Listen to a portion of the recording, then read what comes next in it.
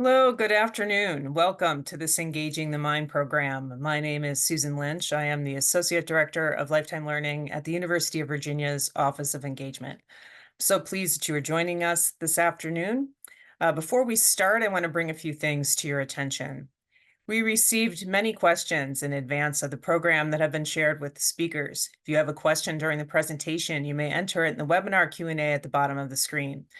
You will also find resources in the webinar chat box below. There will also be some poll questions. Please answer those. And also note that this program is being recorded and posted in the Lifetime Learning Podcast Library in about a week or two. Now on to our speakers. Brad Wilcox is a professor of sociology and director of the National Marriage Project in the Department of Sociology at the College and Graduate School of Arts and Sciences at the University of Virginia. Wilcox is a Future of Freedom Fellow at the Institute for Family Studies and a non-resident Senior Fellow at the American Enterprise Institute. The author of Get Married, Why Americans Must Defy Elites, Forge Strong Families, and Save Civilization, Wilcox studies marriage, fatherhood, and the impact of strong and stable families on men, women, and children. Our other speaker will be Mary Kay Cary. She is an adjunct professor in the Department of Politics at the College and Graduate School of Arts and Sciences at the University of Virginia. Cary served as a White House speechwriter for the George H.W. Bush administration and wrote more than 100 of his presidential addresses. Today, Cary is asked to write speeches, presentations, and reports for a variety of national, political, corporate, and nonprofit leaders. She currently teaches courses on political speechwriting and on the greatest speeches in American history. So thank you again for joining us for this Lifetime Learning program. Professor Wilcox will speak first and then welcome Professor Cary into the conversation after his initial presentation, as she will serve as the moderator of the Q&A. So with that, Professor Wilcox, I invite you to start the presentation. Thanks, Susan. It's great to be here with the Lifetime Learning audience, and I am just getting my presentation visible now for the entire audience here. Well, my first actual slide here is touching on the shadow. It's appropriate enough for this eclipse today. It wasn't actually intended, but it does sort of speak to this moment. But as a student and professor at UVA, I've been learning, living, and teaching under the shadow of Thomas Jefferson for more than 30 years. And of course, besides founding the University of Virginia, he's justly famous for penning the Declaration, especially, I think, those words about the importance of life, liberty, and the pursuit of happiness in the Declaration. But at this moment in time in our nation's history, I think we're having more and more difficulty when it comes to pursuing happiness, when it comes to that classic Jeffersonian pursuit. And what I'm thinking about as a social scientist is the way in which we're seeing across kind of multiple different data sets, including this one mentioned here by ABC, a decline in happiness that's really been unfolding in the last 25 or 30 years in the US. Here it's seen in Gallup. We also see it in another data set called the General Social Survey. So again, what we're seeing is that millions of Americans are having more difficulty realizing the pursuit of happiness in today's society, in today's country. And maybe part of the problem is that we're chasing the wrong things in our culture today, chasing the wrong things. So I'm thinking of in part is that I think our new ruling class message oftentimes today is that, you know, coming really from the media, from the academy, from the pop culture, is that we should be kind of steering clear from marriage and family life and steering more towards what might be called kind of mammon, towards, you know, education, money, towards, you know, building your own brand, especially towards kind of a, you know, a fulfilling career, a fulfilling job. So again, we're kind of getting this idea that what's really important for our lives is mammon and not marriage and family would be, you know, the way of thinking about this.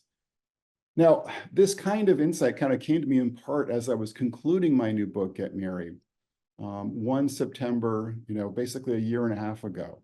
And I was seeing on Twitter a headline that was sort of going across the What's Happening panel on Twitter. And this headline came from Bloomberg. It said that women who stay single and don't have kids are getting richer. So kind of conveying a message, actually a false message, that the path to prosperity for men runs away from marriage and family and not towards it. But this piece was also, I think, striking for presenting, a number of women who are all single and childless, who are kind of just doing extraordinarily well in terms of their sense of well-being, their happiness. Their reports of meaning in their lives was also kind of being conveyed in this Bloomberg piece. For instance, Ashley was depicted in this Bloomberg piece. She's a 43-year-old professional who enjoys splitting her time between high-end properties in Manhattan and the Jersey Shore, and taking, quote, frequent travel for pleasure as well as work, unquote. And she could not be, as this quote here indicates, be more fulfilled with her life, than she is. So the message coming through in this Bloomberg piece, I think, was pretty clear that money, that work, and freedom from family are the recipe for a prosperous and happy life for today's woman. Okay, and this is by no means an outlying message. We're seeing this in, for instance, The Atlantic here making the case against marriage. We're seeing this as well in the New York Times in recent years with a piece by the writer Amy Shuren saying that, quote, married heterosexual motherhood in America is a game no one wins. It's probably kind of most of the, of the people who are listening to this today are kind of familiar with kind of a more left-wing critique of marriage and family, issuing from places like the New York Times and The Atlantic, and kind of being aimed more at women, sort of basically saying that, for women today, marriage and motherhood are often a dead end. So again, a kind of anti-nuptial and anti-natal message that's sort of targeting women from the left. But what's striking is that in recent years, we've been kind of getting a similar message from what's called the red pill right. And I'm looking here at Pearl Davis on the left and Andrew Tate on the right. They are very prominent online influencers who have a kind of misogynistic message that they tend to give to their followers. And if you have a teenage son, as I do, and ask him about Andrew Tate especially, there's a lot of head nodding. They definitely heard this message coming from Andrew Tate. And many of their peers have heard the message. And the message is that basically marriage is a dead end for men, that there's no return on investment for men when it comes to marriage, that you'll end up divorced, you'll end up miserable, you'll lose half your money, your kids will be taken away from you. So it's kind of a very dark message coming from the red pill right about marriage. And Pearl Davis also kind of echoes this in her own way. She says that marriage is a death sentence for men. Because she thinks that men end up getting divorced and that then leads to suicide for a decent number of men. So what's striking though, when you kind of put these two different cultural strands together, is they're basically encouraging women and men to steer clear of marriage and family and towards oftentimes work and freedom from, again, the encumbrances of family life, kind of just to sort of stay free of all of that. And also really free of love more generally is kind of in some ways, that sort of takeaway for these voices on the left and the right today. And in some ways, I think this kind of what I call, again, this Midas mindset also is shaping the way in which a lot of my UVA students think about, work and education and love and marriage. I'm thinking here of, for instance, Holly, a recent graduate of the University of Virginia. She had kind of this to say about her approach to life. And she sort of thought kind of this was characteristic of a number of students kind of in her orbit. She says, quote, UVA students are definitely more focused on their education and getting their career started than getting into a serious relationship, she told me. Basically, the thought process is relationships and love are a risk, but you always have your career and success to fall back on. And so you always have your career and success to fall back on. So very much of a Midas mindset being articulated from Holly here in this quote. So let's stop for a second here and just consider kind of honestly from your perspective, what do you think is most important to living a fulfilling life? Is it a job and career that you enjoy? Or is it a good education? Or is it having a lot of money? Or is it a good marriage and family? Which of those four options would you kind of prioritize here in this poll to kind of give us an honest sense of your perspective on these kinds of issues? Okay, well, this audience is kind of exceptional because 84% of you are saying that a good marriage and family is how you would respond to this question. But when you look at recent polling from a variety of different outlets, including the Wall Street Journal, and then also here we have Pew data what you see is that most Americans will gravitate more towards kind of, the job and career option than they would towards marriage, as this Pew Research Center poll tells us. And I've seen many other polls from both Pew and then the Wall Street Journal and then other outlets that kind of tell us a similar tale. And that is that, many adults, particularly younger adults, are kind of investing, money, freedom, education, and especially work with a tremendous amount of significance. And I think that's more likely to lead to happiness and fulfillment than marriage and family.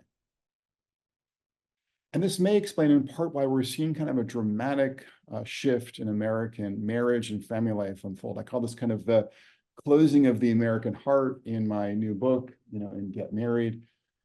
And to kind of give you two statistics that sort of illustrate what's happening when it comes to marriage and family in America, we've been seeing since 1970 the marriage rate falling by more than 60% in the US. What that means practically is that a staggering 1 in 3 young adults today, we're now projecting, 1 in 3 will never marry. So we're gonna have a lot of permanent bachelors and bachelorettes kind of heading into midlife and later life without a spouse. And the US has kind of never been in this demographic territory before. But again, I think one reason this is unfolding, one reason it's happening, is that we're kind of prioritizing collectively oftentimes, education and work and freedom from family rather than marriage and family in, many of our leading cultural organs today. And I think this is predicated in part on kind of this assumption that, education, work, money are more consequential for happiness than marriage and family. And so what does the kind of data tell us about all of this? And before I answer that kind of big question about happiness and, education, work, and marriage, I want to also just kind of push back at that Bloomberg story, which is actually based, if you look carefully at the Bloomberg story, on a survey from the St. Louis Fed of single adults. So they didn't actually even include married men or women in that Fed report, but that didn't really come through clearly in the Bloomberg story. Because what we see actually in the research that's conveyed in my book, for instance, is that men and women who get and stay married are on average in a markedly better financial position than their peers who do not get married in the first place, or their peers who get divorced and don't remarry. You kind of can see here on the screen that for both men and again, women, they've got about 10 times the assets if they're stably married compared to their peers who are never married. And so kind of the advice coming through from Bloomberg, also Andrew Tate also suggests that men should focus just on getting rich and not getting married. What Tate's advice is kind of not acknowledging is for the average guy, the path to prosperity is more likely to lead through marriage than away from it. And again, that's the same story for women, kind of contra that headline that we saw from Bloomberg at the beginning of this presentation. But obviously, I've been making the point kind of, explicitly and also kind of implicitly that there's more to life than money. And when you think about happiness, what we see in the data is that, yeah, it's true, education, work, and money matter for predicting happiness. But it turns out that marriage matters more for predicting happiness than those factors, and that nothing compares to a good marriage when it comes to predicting happiness for the ordinary man and woman in America today. So what I'm talking about is when you look at what's called the general social survey, it's kind of like the gold standard for American social scientific studies. What you see in the GSS is that, yes, a college degree here clearly predicts more happiness. Folks who have a degree like the one I have from UVA on the wall here are about 64% more likely to be very happy with their lives compared to their fellow Americans who don't have a college degree. That yes, more money is linked to more happiness as well.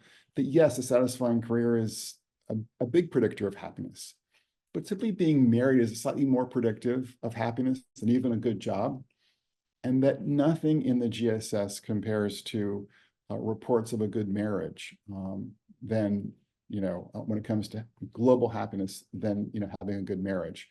And what I'm talking about is not just these factors that are displayed on your screen, but also things like self-rated health, regular religious attendance, sexual frequency, basically any variable that I can throw at the model doesn't compare when it comes to predicting why, women and men are very happy with their lives in general, like a good marriage does. So, why is this? What is sort of the story here? Well, I think what's happening here in part is that, as Aristotle reminds us, way back in the day, we're social animals. And so our ties with other people, with friends, and especially family members end up being incredibly important in terms of giving our lives meaning, direction, and a sense of solidarity. I'm thinking really particularly of the way in which we've got so many opportunities, in marriage and family life more generally, both to receive care, but I would say even more importantly, to extend care to others. And so this kind of experience of being able to be, in a relationship that's grounded and guided by love is much more important, not surprisingly, for our well-being than how much money we make or even the degree on our wall. Okay, so I'm making the case that marriage matters. I'm making the case too that a good marriage matters for Americans. And so given that, how do we go about forging a strong and stable marriage in America today? I think this question is particularly kind of important because it is true that we see a higher divorce rate in American life today than we did, say, 50 years ago. Although it's important to note that most marriages today go the distance. So that kind of older statistic that 1 in 2 marriages will end in divorce is no longer true. Most marriages go the distance, but we do project about 40% of marriages ending in divorce.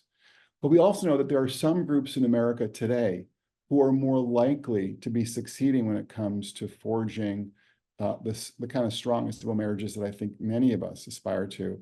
And that it's important to kind of just convey this wisdom, this knowledge to you today, if you'd like to avoid the kind of fate that is discussed by critics of marriage like Andrew Tate. And so in my book, again, in Get Married, I identify 4 groups who I call the masters of marriage. And these 4 groups are more likely to be married today compared to other groups in America. And they're also more likely to be either stably married and or happily married. And I explain more about that in the book if you want to kind of get more details about how this works in practice. But these 4 groups are Asian Americans, they are conservative Americans, they are a group that I call the faithful religious Americans who attend religious services regularly, and they are strivers, that is Americans who've got at least a college degree who kind of have more of a focus on education and work, obviously to an extent. And when it comes to kind of explaining why they're more likely, to succeed in marriage than other Americans today, I'm kind of thinking about what's their secret. What I talk about in the book is that in part what they do is they kind of defy the elite ideology that we see propagated by, a number of different cultural institutions in our culture today, the pop culture, oftentimes the media, even the academy as well. And what we see from many of our leading cultural institutions is a kind of, individualistic mindset being promoted, a kind of celebration of choice, even in when it comes to love and family, and kind of embracing every new cultural development when it comes to love and family life that kind of comes down the pike, even when it might not be so helpful. And so what they do is they're more likely to embrace a familistic approach to life rather than an individualistic approach. They're more likely to celebrate commitment in marriage rather than kind of keeping your options open, keeping your choices open, and to recognize and to appreciate that there are some traditions that we have in American life that have kind of sustained strong, marriages and stable families, over generations, and that we should appreciate some of these traditions. So that's one reason why, if you look at my subtitle, I talk about the value of Americans defying the elites. And so this is in part what I'm talking about, is kind of defying some of the cultural, values and messages that are being propagated today that often end up being not so helpful for marriages and for families. And more particularly, what I talk about in the book are 5 pillars, the 5 C's. They are communion in marriage. I'll talk about that more in a second. They're about kind of having an appreciation for the value of marriage for your own children if you have kids. They're about commitment. That's the 3rd C. about a steady stream of cash, that's the fourth C, and about community as well. And in the interest of kind of keeping this conversation kind of going more quickly, I'll just talk about three C's today: communion, commitment, and community. So that first C, communion.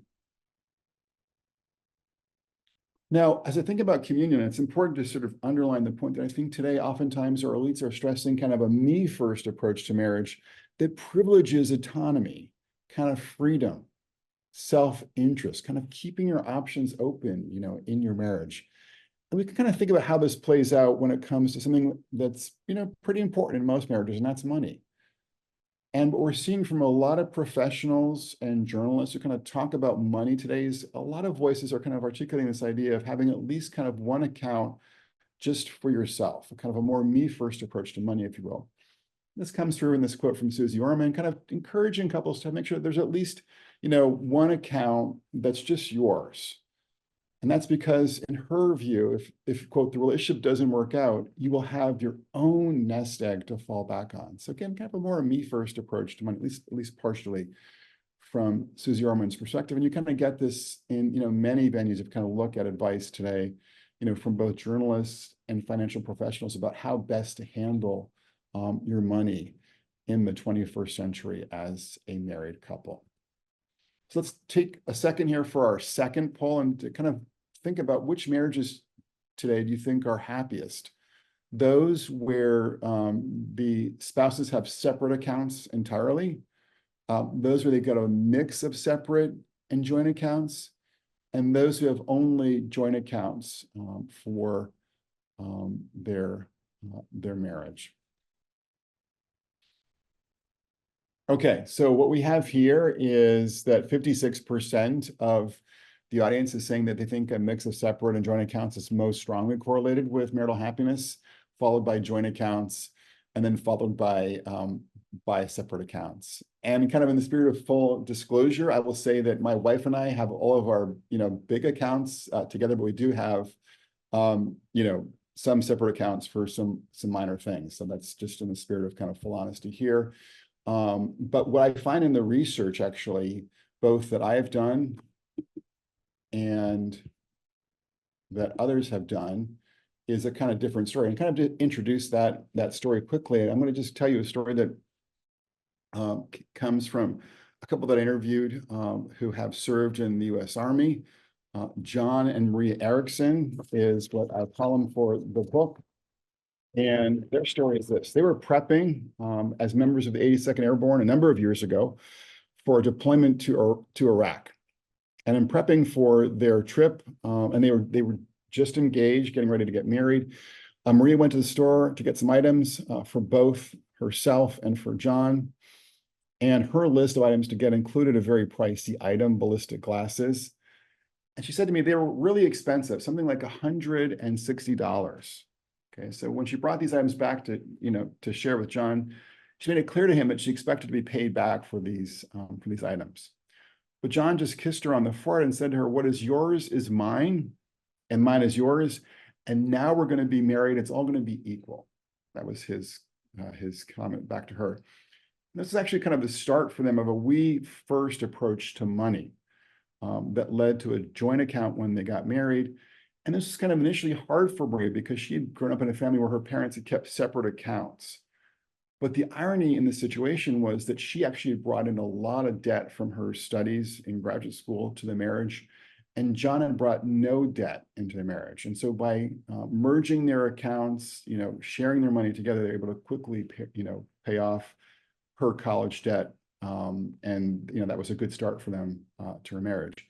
And she says about this more generally, she says, "I'm so grateful for it now," adding that she thought their approach to money helped fuel a virtuous cycle of communication, trust, and mutual dependency. That's one reason that her marriage to John is rock solid today. And John and Maria are not outliers. What we see is the couples who have joint accounts are happier, about 13 percentage points happier in a YouGov survey that I did recently for my new book. compared to those who had a mix or all separate accounts. And they also were less likely to think that divorce was potentially in their future, as this slide indicates. Now, you might be wondering, if you have some knowledge of social science, about what else, just kind of like a selection effect. The kinds of people who embrace joint accounts are kind of different in other ways as well, that would really be explaining the results we see on the screen. But we actually have new experimental evidence that's really, I think, compelling from Indiana University. And some psychologists there basically randomly assigned 3 different options to newlywed couples that they were agreeing to do. One was to have joint accounts, one separate accounts, and one was kind of to organize their finances as they pleased. What they found was the couples who randomly assigned to joint accounts did much better in the first 2 years of marriage than the other 2 groups in this experimental study at Indiana. So pretty strong evidence that kind of having this we before me approach to money, I think, is more likely to be a path to a good and stable marriage. And then more generally, in my chapter on communion, which actually begins with a reference to the UVA basketball team, what we see is that kind of couples have this we before me approach, or kind of a team first approach to marriage, kind of like Tony Bennett's basketball team, when it comes to things like, money and how they spend their time together, including regular date nights. These couples are much more likely to be flourishing on a number of different fronts when it comes to marriage, compared to couples who take a more me first approach to their marriage. So this we before me approach to marriage, I think, fosters a sense of unity, teamwork, and service that's conducive to good marriages. That's the point about communion. Let's think about commitment now. And again, I think our elite discourse when it comes to commitment is often, I think, pushing people in an unhelpful direction, because it tends to privilege a kind of contingent commitment, a kind of more maybe I do approach to marriage. And then also now is less likely to stress the importance of fidelity and monogamy in marriage than would have been the case, I think, in earlier generations. We've, I think, all seen, a lot of stories, for instance, in the New York Times and New York Magazine. There's even a new Paramount series called From Couple to Throuple that's been kind of making the case, for instance, for polyamory. And this came through in a recent advice column from Philip Galanese in the New York Times, kind of telling an older woman who wanted to bring her adult daughter on a trip to Greece, and her daughter wanted to bring her boyfriend on that trip as well. And the boyfriend was in a polyamorous relationship, and this old woman was a little bit, not happy with this situation. And Galanese was kind of just basically telling her to get with the program. Encouraging her to read up on polyamory, encouraging her to be more open-minded, to be respectful, again, of a kind of approach to love and relationships sort of predicated around maximizing options, maximizing choices, and not so much on kind of honoring a more classical understanding of the importance of fidelity when it comes to love and marriage, obviously. But again, as I've been kind of talking to ordinary people across the US for my book, I got the sense that couples who kind of took that more classical approach to fidelity were more likely to be flourishing. And so I'm thinking of a guy that I call Patrick Riley, who's from this area in Central Virginia. He's not conservative, nor is he religious, but he's definitely kind of what I would sort of say is a family-oriented guy. He says, I'm a family man in his own terms. He's tall, he's handsome, he's well-spoken, he's a redhead, and he's in sales. And, as such, he meets a lot of people. He plays actually guitar in a band on the side every month. He travels a lot. And these are all, to be frank, all factors that could kind of boost his risk for infidelity. But he's also intentional about protecting his marriage in real life. He says, quote, when I'm meeting new people in my line of work, I talk a lot about my wife and kids. I want them to know I'm a family man. That's his approach. He also has rules governing his online interactions. Quote, my wife is tagged in a majority of my posts. My status is listed as married, and interactions online are treated the same way as if in person. I do not follow old girlfriends, as there's a reason that they're in that category, is what he said to me. So he kind of maintains a little bit of a fence, both in the real world and the virtual world, between himself and alternatives to his marriage. I think that's one reason why his wife, Kelly, gives their marriage a 10 on a scale of 1 to 10 when I asked her about her happiness in her marriage.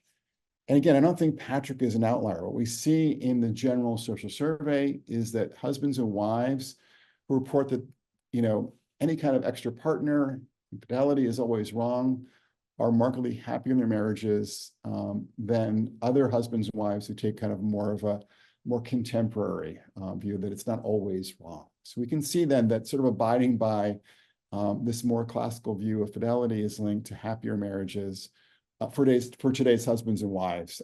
Again, even in 21st century America. And then the more important point, again, to kind of underline this idea that commitment matters for marriage, as against kind of some of the more contemporary perspectives, is that we've seen a lot of research that reports of commitment often end up being kind of the number one predictor of marital quality. Kind of having the real sense that your spouse, your partner is in your corner, is committed to your relationship. That's kind of like the long-term view, definitely redounds to the benefit of your relationship, typically tends to foster kind of a virtuous cycle of mutual investments in marriage that's good for marital quality in contemporary America. Okay, the third point is about community. It's kind of this idea that, we're birds of a feather and we flock together, either kind of for better or for worse when it comes to the quality and stability of our marriage. And of course, one kind of community today is, a community that's often sort of anchored around a more traditional way of life, thinking about religious communities. And yet we often see, I think, in the pop culture, maybe on social media and in the media, that there can be this sort of sense that religious faith is an obstacle to living your best life and realizing your best love. Again, it's an obstacle to a good marriage. This kind of came through for me in reading a Q&A with the sociologist, Sam Perry is his name, in Oklahoma. He's got a new book from Oxford on religion and sex. And in this interview with the New Yorker, kind of painted a very negative portrait of evangelical Christian men and their marriages. He suggested in this interview with the New Yorker that Christian men were kind of afflicted by guilt and shame that makes them feel bad about their marriages, was kind of his line. He said that Christian women, quote, draw a hard line, unquote, against their husband's pornography use, and that these Christian women are twice as likely, quote, to divorce their husband because of pornography. He had a lot of other things to say, but kind of basically just painting a pretty negative portrait about the way in which, in this case, evangelicalism is sort of playing out for ordinary couples across America, in part because, from his perspective, they're more likely to have some kind of hang up around sex and pornography that's just makes marriage and life more difficult for them. So again, big media platform, New Yorker, kind of giving us a pretty negative sense of how faith and family kind of interact in American life today. And to be honest, So let's go to the poll here. This is the final poll here to get kind of your honest opinion in terms of thinking about which couples do you think today are reporting the greatest sexual satisfaction: secular couples, across America, religious couples across America, or maybe there's really no difference in your estimation between religious and secular couples when it comes to their sexual satisfaction. Okay, so 49% of the respondents today in this poll say that think there's no difference between religious and secular couples. 34% think it's religious couples who are more happy, and then 17% say that it's secular couples. So we'll come back to this question in a second here. But as I've been kind of talking to ordinary couples again across the US, I did have an evangelical Christian couple who had struggled with pornography, and it had a pretty big and negative impact on their relationship. But most folks who I spoke to religious had a more kind of positive experience in terms of their experience of faith and family. And Martin and Kimberly, who live in the outer suburbs of Washington, D.C., are kind of one example of this. And Martin told me that when he's on the internet, checking out his favorite news and music site, he has to be kind of careful. He says, it's one of those things where, the Bible's very clear about fleeing temptation, he said, adding, so yeah, certain sites I won't go on, he told me. Also talks to you about his sort of marriage and family life on a regular basis with both his pastor and other members of his church, and he kind of reports that's been a source of strength for him, source of encouragement and direction for him as a married man. So kind of a good report from Martin. And then his wife, Kimberly, mentioned that she actually had been abused by a family member as a younger person, as a child. And this kind of had made both emotional and physical intimacy with Martin more difficult for her. But both through prayer and counsel in her church community, was able to kind of move beyond that. So in her terms, quote, "But that's how prayer entered, because I had some stuff happen prior to her and Martin, that made having sex challenging for me. But, I'm like, okay, God, you're only going to heal me. Only God can really, truly heal this." So again, through both prayer and counsel from her fellow church members, kind of been able to move beyond that, and reports, a good and happy marriage, both, emotionally and physically now is kind of her experience with this faith and family nexus. And they're not outliers. What we see again in the YouGov survey that I did for the book, that most couples who are currently married are happily married, but there is, an advantage. It's about 15 percentage points for religious couples compared to secular couples when it comes to just marital happiness in general. And then when it comes to this issue of marital stability, what we see from work done by Tyler Vanderweel at Harvard in his research, tracking a large sample of women who were married and religious, that their odds of getting divorced over time are about 45% lower in his large sample of women. My own research in a different large data set finds that both men and women are about 30% less likely to get divorced if they're attending religious services regularly, several times a month, or more, basically. So again, we're kind of seeing evidence that for average couples, religion's linked to more happiness in marriage and less divorce, is kind of the story. And then when it comes to sex, to go back to that kind of New Yorker story and the sociologist Sam Perry's kind of perspective, what was missing in that New Yorker story was that for kind of the average couple, the story is much more positive when it comes to religion and sex than that New Yorker story was. I know it is true that for religious couples who are struggling with pornography, that is more difficult for them. Not surprising, since they tend to endow sex with a greater sense of sacredness.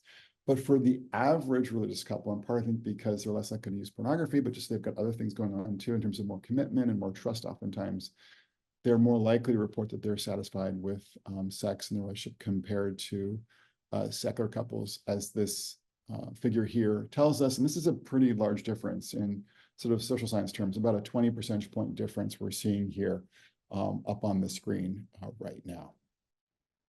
So what is it about religion that's helping to account for these kinds of patterns that we're seeing? Could say a lot. I'll just say three things quickly. I think there's sort of three N's that I would talk about in my work and religion and family, American life. One is norms like fidelity and norms like forgiveness are helpful for couples in navigating the challenges of marriage and family life. We all make mistakes. And so having, for instance, like a forgiveness norm governing your marriage can be really helpful. The second point is about networks. Having a network of friends and family members who are part of your religious world can be super helpful because they tend to give you counsel when you're kind of navigating challenges in your marriage, or maybe as parents. They tend to give, oftentimes good example, to kind of be a better parent, to be a better spouse. It can be helpful. And then also support, when times are tough. And so in my own case, Daniel and I have adopted a lot of kids. And in 2007, we adopted Jonas and Simone from Ethiopia. We thought we couldn't have children biologically, so we thought we were done in 2007. But miracle of miracles, my wife Danielle got pregnant with twins in late 2008. And we had the twins in 2009. And so in basically 2.5 years, went from 3 kids to 7 kids. I still can't believe that. And it was super stressful to bring the twins home in 2009. And for that first month of having the twins home with 5 other adoptive kids in the household, we had a network of Catholic and evangelical friends from Charlottesville bringing meals over, weeknights night after night after night. And that was just incredibly helpful practically and symbolically for us in managing this big transition. So that's just an example of how a network of religious friends can help you when, times are tough in your marriage or in your family. And the third end is nomos. And it's kind of this idea that it comes from this sociologist, Peter Berger, pretty famous American sociologist. This idea that there's kind of a sacred canopy that kind of is over you, that there's a meaningful universe, that superintends your life, that there's either a God or some spiritual force out there that kind of is with you and for you and both in the good times and the bad times. And so when the slings of arrow kind of come your way, when your mom dies, or when you lose your job, or when you're kind of taking your daughter to the psychiatric, ER at the UVA hospital on a regular basis, when these tough times hit, having the sense that there is someone in your corner, supernaturally, I think can be helpful for religious Americans in ways that, also redound to the benefit of their marriage and family life as well. So that's kind of the idea of how religion may be helpful to couples in America. And there's more on this again in my book, Get Married. Okay, so what I'm saying here on the third C in terms of comes to communities is that the familistic values, virtues, and social networks supplied often, but not always, of course, by religious communities, typically, again, but not always, tend to strengthen and stabilize marriages in America today. Okay, so to conclude, we've learned today that the path to forging a strong and simple marriage runs away from the Midas mindset, away from its individualism, from its exaltation of choice over commitment, and from its uncritical rejection of traditions that have long sustained strong families over generations in America today. So at a time and in a moment when the marriage rate's falling, we need to revive a marriage mindset in our leading cultural institutions, in Hollywood, in media, and yes, in the academy. This will require reforming existing cultural institutions, including ones like UVA, building new ones, and expanding the work of existing civic and religious efforts to strengthen marriage. We need to build a culture centered around the most important thing, which is not mammon, but love. So this then is the path to reviving that most important Jeffersonian pursuit, the pursuit of happiness. And you can learn more about this in my new book from HarperCollins, I think, as you all can appreciate. I'm going to stop sharing and turn over the electronic podium to my colleague, Professor Mary Kay Cary. Again, Professor Cary teaches in the politics department. She has served as a White House speechwriter for President George H.W. Bush and authored more than 100 of his presidential addresses. Following her tenure in the White House, she served also as the spokesperson and Deputy Director of Policy and Communications for the U.S. Attorney General, William Barr. And she is now also directing at the University of Virginia a new initiative called Think Again, which is designed to advance freedom of expression and intellectual diversity here at the University of Virginia. So I'm happy to turn over our Q&A to Professor Cary. Thank you, Brad. I want to say, first of all, we've got some breaking news while you were speaking. During the eclipse, in the path of totality, there is a phenomenon going on called elope at the eclipse.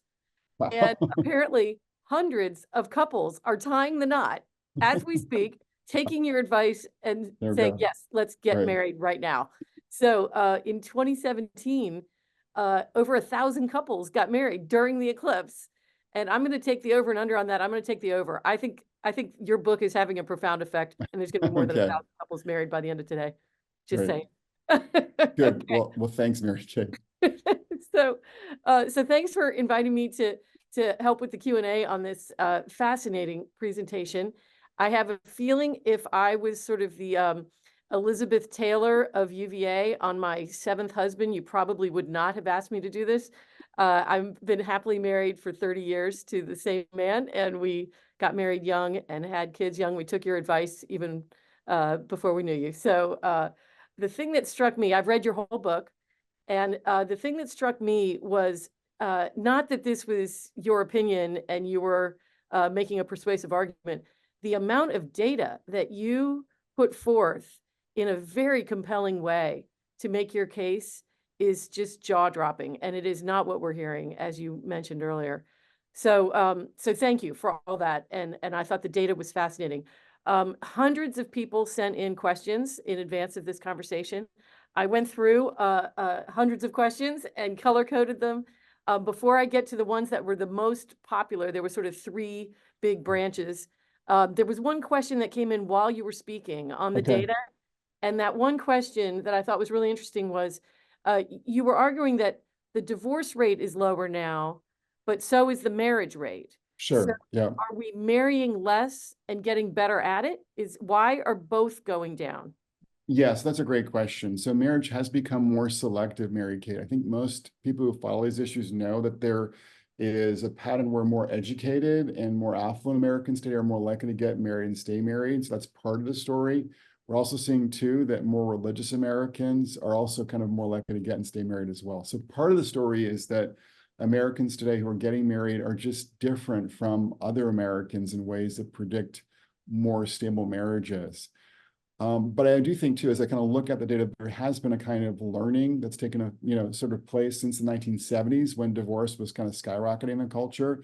And so kind of even sort of more generic couples, if you will, are more likely to be, cautious about heading to divorce court compared to folks in the 70s who were much more likely to kind of, I think, get divorced, even from what we'd call expressive reasons, where like one party is not that happy, or there's some other kind of reason that doesn't correspond to some of the more classic concerns about things like domestic violence or abandonment or substance abuse. Along those lines, Brad, there were a lot of questions about conflict in marriage. And I realize that not necessarily the point of your book, but I think a lot of your Sure. research touches on it. And what's your advice to couples who have very different parenting styles or very different personality styles? I know you had some research from the Gottman Institute on this, and I thought I'd ask you about that because so many people ask questions about how do you resolve conflict in a strong marriage? Yeah, that's a great question, Mary Kate. We do see, and just to be kind of in the spirit of full honesty, there's kind of like, I think, many ways of studying marriage and family. And I'm studying it sociologically, almost more like from the 10,000 foot, level in a sense, whereas psychologists are kind of studying marriage more from like the 50-foot level. And so we have people like Bob Emery here at the University of Virginia who's done a lot of great work on couples and marriage and divorce and families. And then also, as you mentioned, Professor John Gottman, who has an institute based now in Washington. He was a professor at the University of Washington for many years. And he talks about how couples are often kind of hung up around things like how they, disagree and how they enter into conflict. And, he talks about kind of the importance of recognizing that probably the most toxic pattern that he has seen in his work with couples. And I talk about this again in the book. He actually had hundreds of couples come to what he called the Love Lab. He'd have married couples who would just spend the weekend in a beautiful spot in Seattle and just sort of subject themselves to cameras and even kind of blood tests and other kinds of things. And then he would kind of draw inferences about how couples who stayed together versus got divorced managed to handle conflict.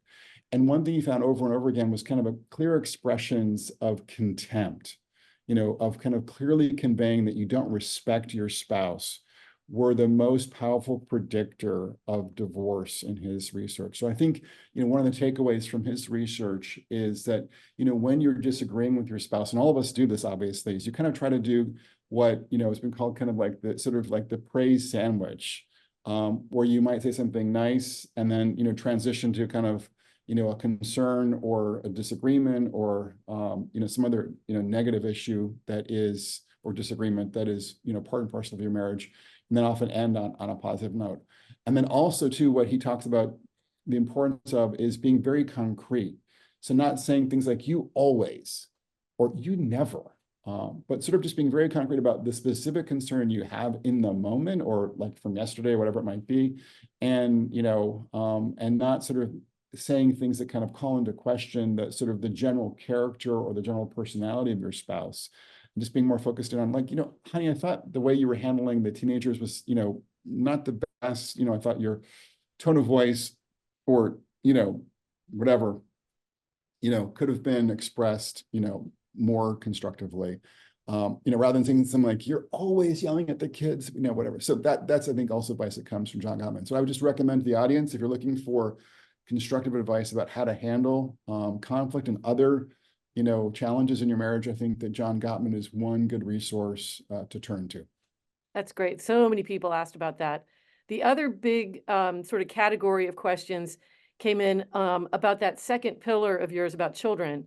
And some people wanted to know, I know we don't have too much time, so I'll let you pick what you think the best way to go here is. Some people were asking, in general, how does becoming a parent affect happiness in marriage? There was one crowd that said, specifically, how do you help a marriage survive having little kids, which I think you might be an expert at Sure. in your own life. But there was another crowd that said, well, what about empty nesters? And doesn't that change things when the kids are gone? How does your marriage adjust to that? So any advice you have for people in either one of those situations? I can answer that quickly, actually, hit both those different questions, Mary Kate. So what I would say is it's just important to note, I think, for couples who are just having kids or just in the mix of little kids, that it's incredibly tough to make the transition from being just married to having that first child. And so I think even knowing that, I think, can be a relief for a lot of us, just recognizing that, many people, in the face of, not enough sleep, transitioning to sort of new arrangements for work and family, oftentimes for couples, oftentimes to be frank, for a lot of moms feeling like the husband's not sufficiently engaged, doesn't quite get it all, that's a big source of, I think, tension for, ordinary couples. So just kind of realizing you're kind of in a boat with a lot of other couples who've made this transition. And then as we look at patterns, we see oftentimes the first child is linked to a dip in marital happiness. And then as couples kind of move through that transition, they kind of find a new footing and do okay. I think what's striking and surprising, given a lot of the media discourse too about this, Mary Kate, is that today married dads, and yes, married moms as well, are the happiest adults in that 18 to 55 bracket, especially the 35 to 55 bracket. That's because as tough as being a parent can be, and certainly was for me and Danielle when we went from 5 to 7 kids especially, what we do see is that kids tend to bring a lot of meaning to our lives, and they reduce our risk of loneliness as well. And often for many of us, a common project to work on as a couple. But that then brings me to the second question you asked, and that is what happens when the kids leave the nest? And so it's important, that your project as a couple is not only about your kids, or that, you're not only kind of focusing maybe, as it is for some couples that I spoke with, like the mom is more focused on the kids, the dad's more focused on the work or some other kind of hobby, that you're kind of keeping some common projects and some common endeavors, common hobbies, whatever it might be, going throughout parenthood. And that's why I think having a regular date night, when you have kids, even little kids, and for one couple that I interviewed, actually, Patrick, who I mentioned in the presentation, when they had little kids, they had a date night in their basement. And they had a little bar that they had in their basement, and they would have a little cocktail, in the basement with the kids upstairs, just to kind of keep the spark alive. But they were very smart, and they're happily married here in Central Virginia, going on more than 20 years of marriage.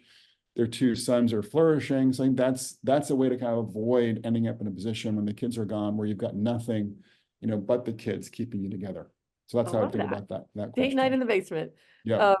Okay, last question, and then I think we're out of time, is any advice for second marriages after a divorce, or first marriages that are later in life when you have older couples who cannot have kids? Any gems for those couples? So I think one thing too is just to recognize, just sort of like the point that I made with regards to having those, having kids.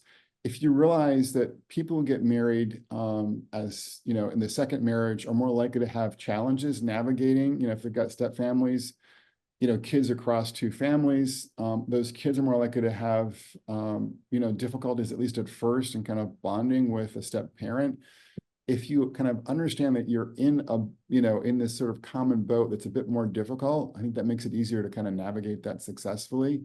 And then for people who are getting either married a second time or having a later marriage, recognizing that it's harder to kind of build a common life together. I mean, you've been either single for a long time, or you've had a different marriage and family, situation before that. And so I think it's kind of that much more important to kind of figure out common, hobbies, common goods. And I would, and other things that kind of can really forge that we before me, that sort of team first approach to marriage.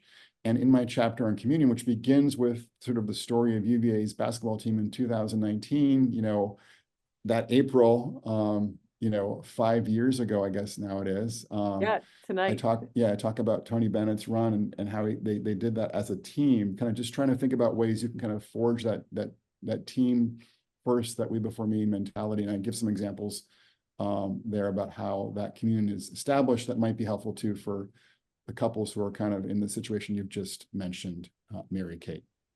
Well, on that note, I think we are out of time, and I just want to say there is so much wisdom in what you've been saying, Brad, and we don't hear it in our culture today. And so I want to thank you on behalf of everybody who's tuned in today for your commitment to strong families, a strong America, even a strong civilization. I think there's never been a better time for your message. And I just want to say, great presentation. Please keep up the great work that you're doing, especially when it comes to young people. So thank you so much. And thanks to everyone who tuned in today. And I hope to see more of you out across America, Brad, with your message. And I'll turn it over now to Susan Lynch, our leader. And thank you, Susan, for pulling us all together. Well, thank you so much to Professor Wilcox for sharing this presentation about his book, his work, and research with the National Marriage Project. And also thank you, Professor Cary, for moderating the Q&A so well. We learned a lot today, and we appreciate your time this afternoon and sharing your knowledge and expertise with UVA's alumni, friends, and families. So I want to provide some other information about some potential upcoming lifetime learning programs. Please consider joining us for a virtual program on May 1st from 3 p.m. to 4 p.m. for a program entitled Thomas Jefferson and Patrick Henry, Cooperation and Conflicts Shaped the Nation. To register for the program, please visit our website at engagement.virginia.edu/learn. To learn about other lifetime learning programs, you can also find on our website our podcast library, which you'll find the recordings from events like this, our Thoughts from the Lawn blogs, and our UVA Speaks podcast series to read, watch, and listen to our expert UVA faculty. So thank you again for joining us for this hour of learning, and I hope you enjoy the rest of your afternoon and evening. Thank you.